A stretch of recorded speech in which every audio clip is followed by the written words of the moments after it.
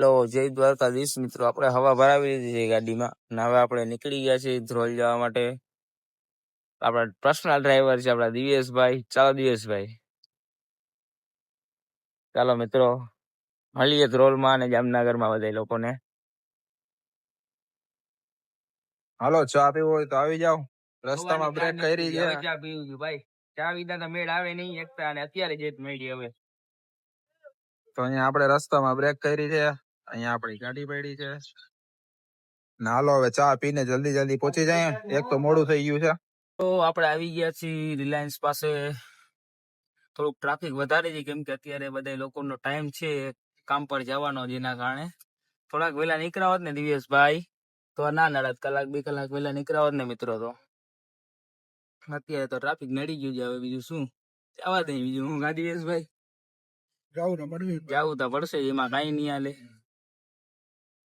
Guys એકદમ traffic થઈ ગયું છે, તમે જુઓ યાર, ફૂલ જામ થઈ ગયું છે. કલાક એક વહેલા નીકળ્યા હોત ને બસ તો ક્યારના આપણે આગળ નીકળીએ. આ વસ્તુના કારણે જ અમે લોકો દ્વારકાથી જયારે નીકળીએ ત્યારે વહેલા નીકળીએ. જામનગર થી અમે જેને સવારના 6 વાગ્યા પહેલા બહાર નીકળી જવાનું હોય દિવેશભાઈ, તો ભેગું થાય. બાવલિયા હલવાયા એ બાવલિયા. હવે બીજું શું હજી ભાઈ, આ જોઈ તો આને ક્યાં જવું છે હજી. એક કામ કરે ભાઈ, ખાડામાં ઉતાર દે તો થાય. હવે નીચેથી હવે એ ઉભો રહે અહીંયા. બીજું શું હોય, હાઈલા રાખે ભાઈ.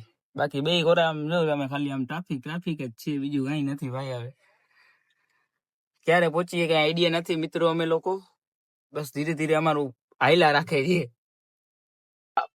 હજી તો મિત્રો આપણે બાયપાસ થી આપણે આવી ગયા છીએ અન્ની પાસે. હવે હોટલ અન્ની પાસે આપણે આગલે વખતે બ્રેક કર્યો તો આ વખતે પણ અહીંયા જ લીધો છે બ્રેક. જૂની જાણીતી. ક્યાં દિવેશભાઈ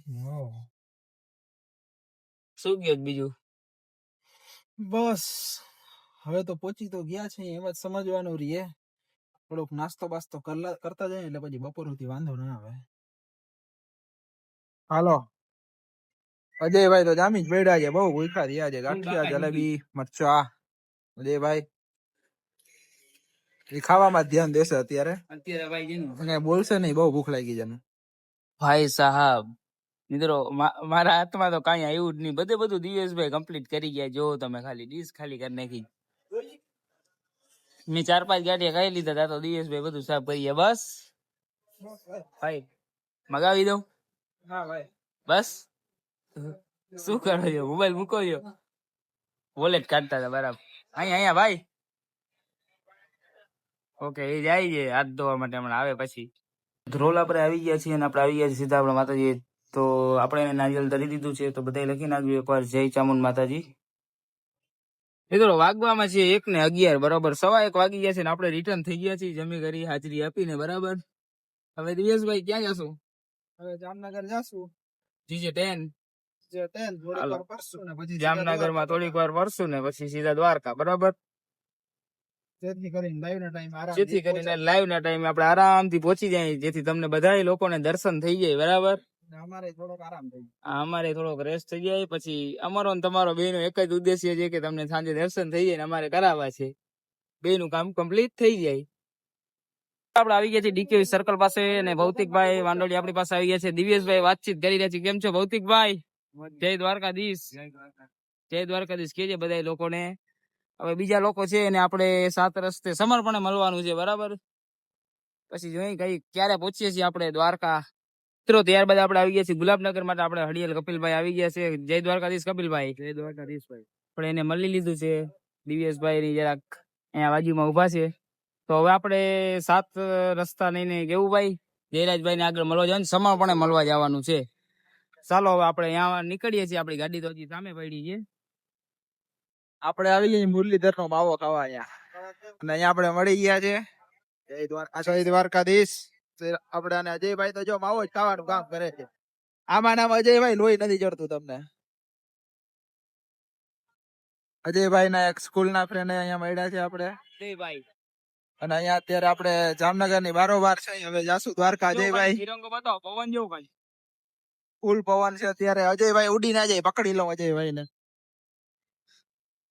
હાલો તો હવે ડાયરેક્ટ દ્વારકા નીકળી જાય. દ્વારકા નીકળીએ હાલો મિત્રો. તો હવે આપણે દ્વારકા તરફ નીકળી ગયા છીએ. આપણે પહોંચી ગયા છીએ અત્યારે લાખા બાવળ.